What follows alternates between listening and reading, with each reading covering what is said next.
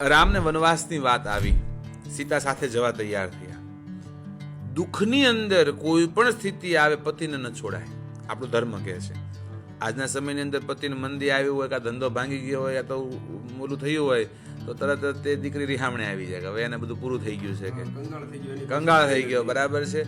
તો પહેલી વાત, શાસ્ત્ર કહે છે કે કોઈ પણ સ્થિતિમાં પતિને છોડાય. પત્નીનો એ ધર્મ છે કે પતિના પગલે સુખી, પતિના રગલે એને દુઃખી.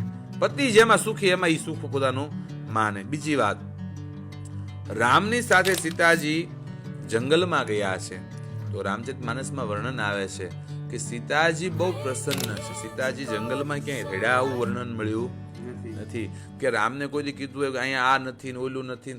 જે સ્થિતિ છે એમાં જીવે છે. રામ સીતા અને લક્ષ્મણનું ખૂબ ધ્યાન રાખે છે.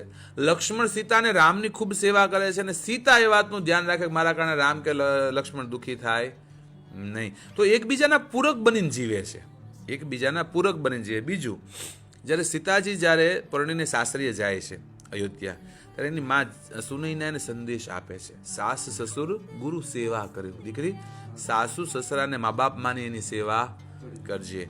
અને જીવનમાં બહુ મહત્વની વાત સુનૈનાએ કીધી છે દીકરી સીતાને, કે જીવનમાં કોઈ દી સુખને યાદ નહીં કરતી ને દુઃખની કોઈ દી ફરિયાદ નહીં કરતી. સુખ હોય, સુખ દુઃખ પડ્યું હોય તો સુખને યાદ નહીં કરવાનું, ભાઈ તમારે પેલા બહુ સારું હતું અને આજના ગમે મારા બાપાના ઘરે તો આમ હતું, હું મેકીને આવી. આ સુખને કોઈ દી યાદ નહીં કરતી અને દુઃખની કોઈ દી ફરિયાદ નહીં. ગમે એવી મુશ્કેલી પડે તો દુઃખ કોઈ દી ફરિયાદ કરવાનું નહીં. અને આ શબ્દ સીતાએ જીવનમાં ઉતાર્યું છે. જંગલમાં રહે છે, ફળ ફૂલ ખાય છે, પર્ણકુટીરમાં રહે છે, તો એના જીવન સુગંધિત બન્યા છે.